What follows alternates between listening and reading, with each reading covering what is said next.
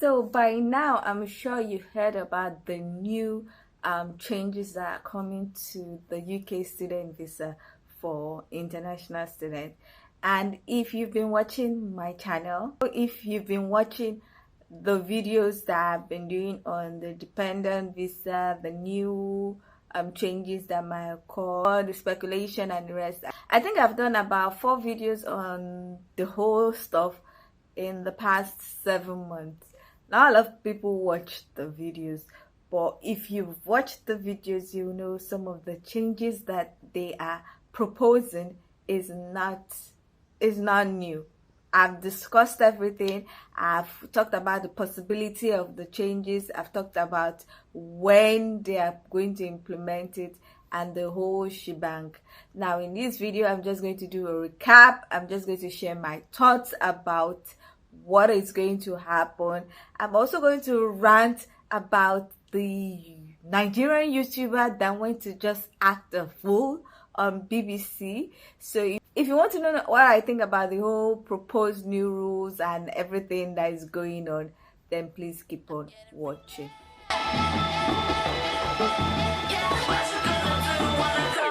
Everybody know I'm a visual. Yeah, I kill it cold like a criminal. I'm everybody's type, but nobody can deny. Yes, you know I get it, I'm getting freaky, yeah, I'ma bring the crazy. Get that freaky on, get that freaky, I'm getting freaky, get it right. Hi guys, welcome back to my channel. My name is Omomi, aka Petite Diva, and I am a University of Nottingham alumni and also Developing Solutions Scholarship Award winner. In this educational series, I talk about the UK admission process, I talk about the UK visa application process, I talk about tips and tricks on how to enjoy your stay as an international student, and I also talk about tips and tricks on how to earn more money as an international student in the UK. If you like videos such as this and you are not yet subscribed, please consider subscribing by clicking on the red button that says subscribe, and don't forget to click on the bell notification icon by the side so that you're notified anytime I upload videos. Now, before we continue with this video, I just want to remind you that I offer some UK educational services. Right now, because of everything that is going on, I'm only offering my UK admission package, and that package comprises of me curating courses and schools that best fit you, helping to write your SOP after consultation with you, also helping to write an academic CV to boost your chances of getting an offer, and also helping with the application process so that your application is as smooth as possible. Presently, I only have 2 packages and they depend on your educational background and professional experience.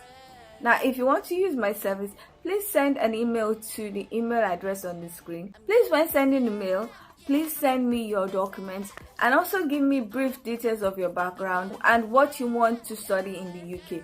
Please, if your documents are not complete, please don't send me the mail. Also note that my services are not free. They are affordable, but they are not free. So if you're not ready to pay, please don't send me the mail. You can also join the Telegram group. The Telegram group is where it is.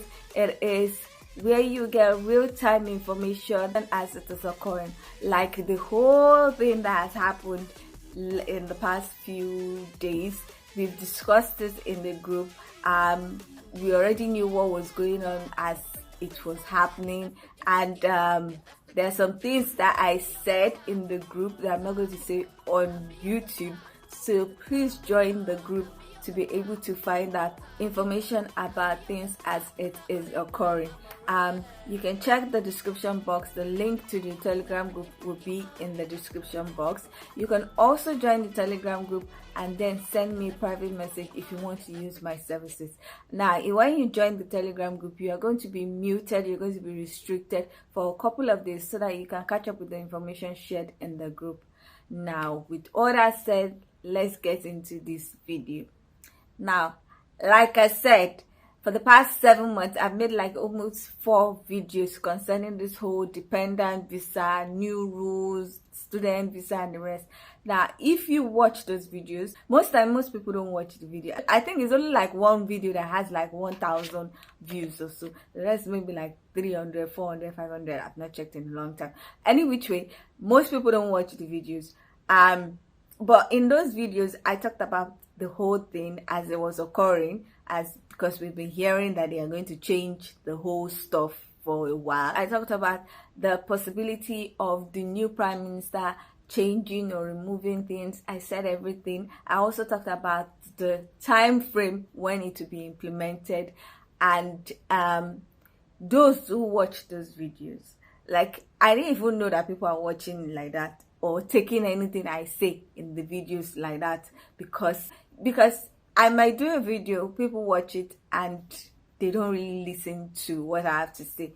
But in the group, when we were discussing what was going on as it was going on, someone actually said thank you for the videos, that I said some things in the videos, and that kind of spurred him up to do some things. And now he was able to avoid the anxiety that most of the January intake now have, because he quickly took my advice, which if you watch most of my videos, my advice is always to apply early.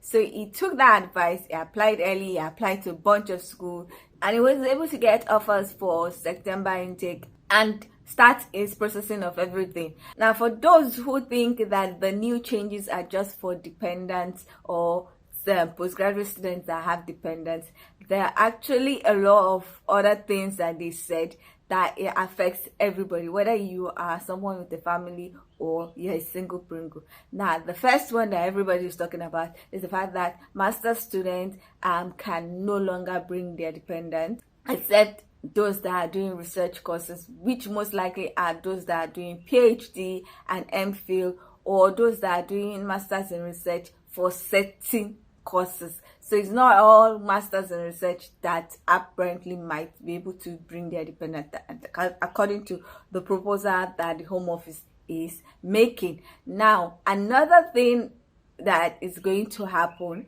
is that there's going to be a review of the whole process. I don't know what they mean by that. And one of the things that they said is that the maintenance fee is going to be reviewed. Now, that is not really surprising to me, because it is always reviewed. The maintenance fee that I was supposed to show at my time is very different from the amount that presently is being asked of.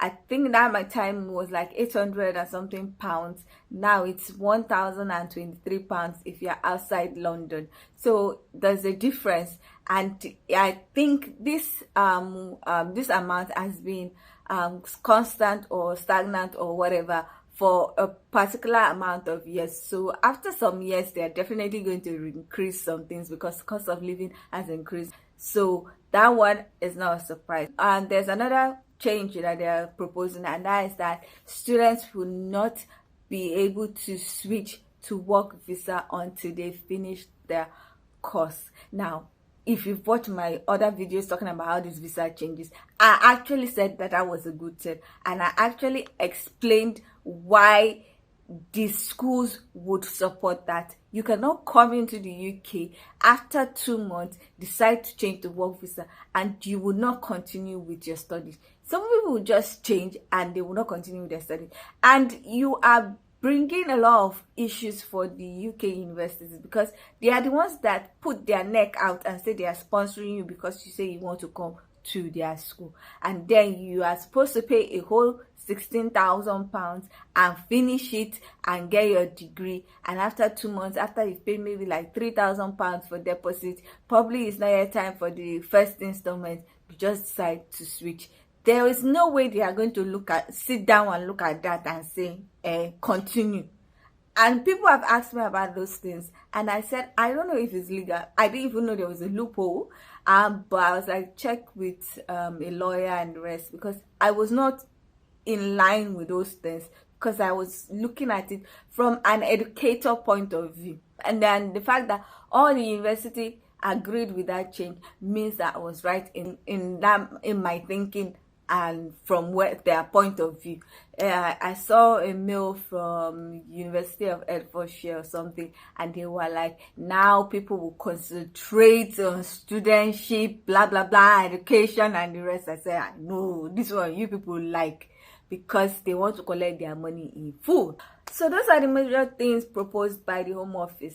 Now, it's still a proposal. It can still be amended. Now, another thing that we can say, oh, has been rested for now, is that the post-study work visa will still continue. The 2 years post-study work visa is still continuing. And if you've watched my previous video, I told you that they cannot change that thing. Highest they can do is to reduce it to 1 year, 6 months. That they cannot remove it or they cannot change it to 6 months. I said it before.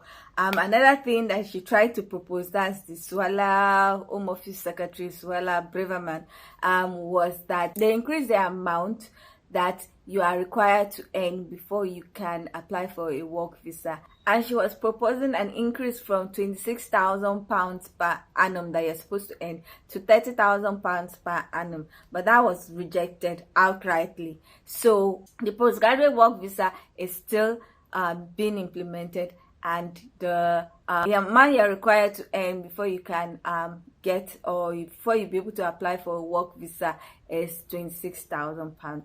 Now here is my premonition, and if you're watching those other videos where I talked about it, it says my premonition. It might occur, it might not occur. Most of the time, from my premonition, at least 70% have occurred the way I said it to occur. So now this is my premonition based on things that I've noticed on the ground. The fact is that a lot of people from the January intake, a lot of people who want to apply for January intake are skeptical about applying because according to what was proposed, it's supposed to start in January 2024. The new rules are supposed to start in January 2024. So a lot of people are thinking, oh, those are starting in January 2024. That's the January intake will be affected. Now, this is my premonition. I seriously doubt that the new rules will be implemented for January 2024 intake. Now, those after January 2024, that's February 2024, March, May, June, September, anything you see. They're definitely going to implement some of the changes that they've proposed. Now, I also think that there's going to be an adjustment to some of the changes, and the one thing that I think will be adjusted is the no dependent rule. Now, there is a possibility it will be reduced to just 2 dependents. And why I say some of these things is because I've noticed some of these schools are really like fighting back. Some MPs are fighting back because they know what will happen if those things occur. Now, the University of Liverpool Vice Chancellor had a news feature where he talked about the fact that international students in the last year brought £42 billion into the economy. That's a lot of money. And he also talked about the fact that the amount of money that they needed to accommodate the dependents that the students brought was just about 4.4 billion. So that's about 10% of the amount that they are bringing. And then during a parliament session, some Scottish MPs was totally not in line with the whole no dependent rule. The Scottish MP that talked, I don't know if I can put the video. If you are in my group, you would have seen the video. But she talked about the same thing that the University of Liverpool Vice Chancellor talked about, and that's the amount of money that international students have infused into the economy in the last year. She even talked about her own region that she's representing, and she said that international students brought about £83 million to that county that she's representing. So she is highly against them saying no dependent rule. And if you watch the video, you know that a lot of the MPs that were sitting there were nodding and in agreement with what she was saying. And you might think, okay, because undergraduates are not allowed to bring dependents. I've said it in some of my previous videos that most of the international students are usually postgraduate students, and postgraduate students are allowed to bring dependents. And if you even look at the ratio, I don't have the figure yet, I don't have the data, but I feel like it's not a lot of percentage. And I think the University of Liverpool Vice Chancellor mentioned that is not a lot of the international students that bring dependents. So the outcry about dependent is really not, in my opinion, it's not it's not based on logic, it's based on sentiment, it's based on, some people say it's just based on the fact that the Suella woman is just against all immigrants. And it's kind of funny because Suella is a product of immigration. Our parents are not even indigenous British people. If you look at her, if you even look at Richie Sunak, you know that these people are product of immigration. They are not pure, let me put it that, pure British bread. So it's kind of funny to me how they are so against legal immigration. Now, I have no issue with illegal immigration. I'm trying to cut it down because everybody is going to try and protect themselves.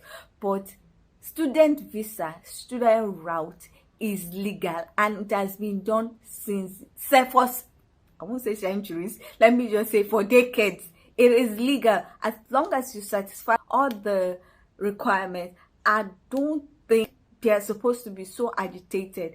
And there's another fact that was mentioned by the University of Liverpool Vice Chancellor, and the fact is that a lot of the international students, at least more than 70%, always return back home. And here's the fact. They always look at the figure of those coming and forgetting that they leave. Highest most students will say is maybe the 16-month visa. And it is the 16 month that is allowed on their visa, and they leave. If they look at those who have applied for postgraduate work visa, I am sure the percentage compared to those that enter is very minimal. So looking at all these factors, I strongly believe that it will not be implemented for January intake. I also strongly believe that it will be adjusted. Another thing that has made me to strongly believe that it will not be implemented for January intake is because now for some schools, because the amount of spaces for students are small, a lot of people have paid, and because the classes are small, like I said, and as people are paying, these schools don't want to refund money. They don't like to refund money. So now they had already shifted some people to the next, they've deferred some people to the next intake, which is January. Now you come up and tell them that, oh, that those in January, and they will not be able to bring their dependent and the rest, and that is causing a lot of headache for a lot of UK universities. Now, if you've noticed, for those of you that are not in my group, if you are in my group, you know that some schools have started reducing their deposit. Those schools that increased it to God knows what, I've started reducing it. I've started calling. I've started doing all kinds of things, telling their students, oh, please, you can pay this amount less. You can pay it in 2 installments. You can do this. So many things that are going on, because a lot of them are now saying that a lot of their income is going to disappear with all that is going on. Now, for instance, Robert Gordon University all of a sudden increased their deposit to, I think, about 7,000, or 60% of your tuition fee. So that's about 7,000 something. I don't know what happened to them. I know what happened to them. Let me say, I know what happened. I know what is happening to a lot of the UK universities. And then lately they just sent a message to their students, oh, we've reduced it to 5,000 and everything. I'm like, oh bye. So now, why are they doing like that? A lot of Nigerians especially are finding it difficult to access Form A and the rest. Now, you increasing your tuition fee deposit to 8,000. We can't even access £8,000 with Form A because there's a restriction now. The highest a student can access at a particular point in time, or in a quarter or something, is £6,000, about $7,500. So if you increase your stuff to 8,000, nobody is going to definitely pay that amount. So I think a lot of them have gotten that memo, and now they are reducing it. Then I've noticed that it seems that a lot of people are not subscribing to, I don't know, they applied but they are not paying, especially for the schools that increased their deposit, because some people who applied to a school before the new deposit rules were implemented or stated, and now you go from 1,000 to 3,000, you go from 2,000 to 4,000. People have shifted to other schools that stated, oh, it's 3,000, it's 2,000. Now, I don't know what University of East Anglia is thinking.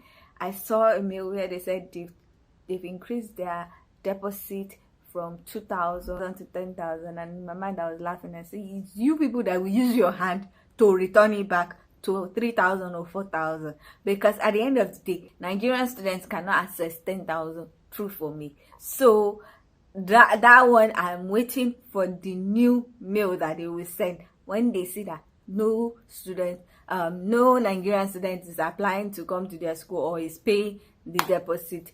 Now, like I said, after January, please don't be shocked if they implement all of the changes that they've suggested. Now, like I said, there is going to be an adjustment to some of them, but most of the proposed changes will be implemented. Things like the work visa, no conversion to work visa, and then the increment in maintenance fee, and even the point-based system that they are using to grant visa is going to see a tweak, because so many things have occurred. Now, some people that are intending to apply for January course, a lot of them are saying, oh, they don't want to apply. And in my group, I suggested some things. So if you want to know what I feel about not applying or whatever, please check the group, because I'm not going to say it out here.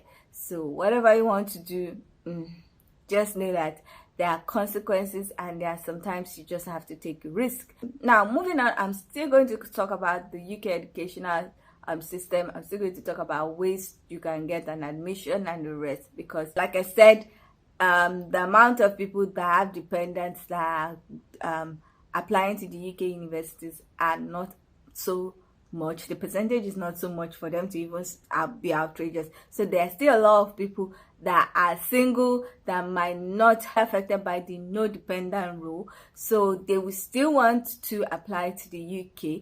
And because the UK still has the post-study work visa and the rest, I'm still going to be talking about ways to help international students gain admission into the UK university. So when there are new rules, when there are new changes to the schools, I'm still going to talk about that. But later on, I will slowly start adding content about global education in some other countries apart from the UK. Now let's go to this rant. If you are not Nigerian, this part might not interest you, but there's something that he did that might also affect other international students from other nationalities or other countries. Now, BBC had a news feature and the rest, and they interviewed a Nigerian YouTuber named Emdee. I don't even know, I'm going to write his name on the screen. And he is someone that also talks about how to move to other countries as an international student, as an immigrant and the rest. And then he was called up. Now, I have a lot of issues with the whole thing. He came on Twitter, had a space, and everybody, including myself, wanted to hear what exactly happened that he opened his mouth and said those things. Now, the human being, I'm really going to try not to curse or insult him. The human being was laughing. In fact, there's no how I'm not going to insult him. Was laughing like a hyena. He was so arrogant. He was even threatening people, because people started sending him curses, abuses, and also say, if you send me a curse on my DM, blah blah blah blah blah, I have screenshotted it, I'm sending it to BBC. It was like it was reporting people to BBC. If he said on the space that some BBC correspondents are there listening to what's going on, it didn't give anybody an opportunity to talk, because definitely they were going to abuse his life. Finish. And he just talked a lot of rubbish. He said that it was a 1 hour stuff. He was laughing, feeling so proud of himself. It was a 1 hour interview, and they just took 25 seconds or 30 seconds or whatever. And my problem was that you are a YouTuber. most of what we record, you're supposed to know. Most of what we record sometimes doesn't make it onto the YouTube channel. Most of what people see on our channels are what we've edited. You edit things. If you feel that this thing is not going to drive your point, you will edit it out, you will cut it out. Why do you think saying even one negative thing? First of all, you are not in anybody's shoes to know whether somebody needs a postgraduate degree or whatever. If you don't need it, some people actually want it. Some people might actually just, even if they don't need it to advance, some people might just need the extra skills, the transferable skills. For goodness sake, why would you come up and say such things? Then he claimed that he was saying other things and they only said that part, they only put that part. And like I said, he is a YouTuber. He knows how to edit videos. We are only going to edit and put up things that is driving the point that we want to drive.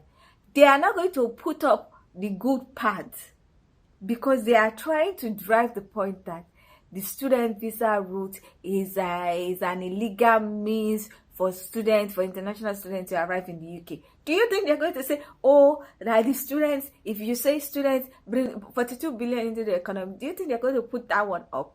No, they're not. It's the negative thing you said that they are going to put. If you say if everything you said in the interview was positive, most likely they will not feature you. They will go and look for somebody that will say the negative. It's not as if they don't know these things. They know, but they need somebody, a scapegoat from that content, because they don't want to seem, and I'm going to say this, they don't want to seem like they are racist. So they're going to need somebody from those countries to say the things that they want to say. And you are the scapegoat. And people were telling you, and you are laughing at people's anger, laughing at people's pain. Now, people have been dramatic and saying, oh, it's him that made the UK government to say no dependent, blah, blah, blah, blah, blah. No, he's not. He was just used to buttress the point. Now, he kept on claiming that he said a lot of positive things, blah, blah, blah, and blah. And then BBC now brought out the news feature on their website, the article. There was an article. And I was reading, I was like, yay. Hey, these boys are idiots. So, God forgive me. I was just like, what kind of rubbish? Like, he talked about some things that even in my group, like, for instance, my group is the strictest group, I'm sure, in the whole student Telegram group. There are a lot of things I don't allow, and because I don't want to give room for some certain things. So when I say strictly, even to post links to some social media accounts, I would have to check it out. If I see you're posting something that I'm not in line with, I'm deleting it.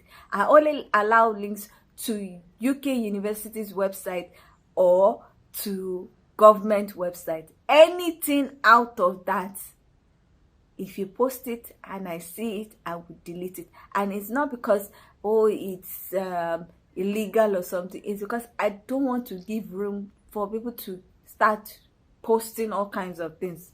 Now, this human being also talked about the fact that he feels that a lot of marriages or a lot of married people that are coming into the UK are marrying for fakeness or something. And I'm like, what the heck? You know, the surprising thing about everything, I'm still trying to find out more information about the person. But one of the information that I've seen is that he even migrated to the UK as a dependent. Now, and that is the same route he's saying that a lot of dependents are not real dependents or whatever. And so everybody that marries and comes to the UK are not truly married. And I'm like, who the heck are you to say such things? If you did that, does not mean the next person did that. I know a lot of people that genuinely married because, oh, okay, they've been dating for a while and now they want to go to the UK. They don't want to leave their partner. So they say, let's get married. Even if it's just a small ceremony, let's get married and let's go together and start a new life. You cannot just say, oh, a lot of them are not true marriage. Like, who are you? Are you in their relationship? because of some of those things that he said. Now the Home Office made a statement that said that they'll be investigating all those things, and that fake documents or fake whatever is not allowed and everything.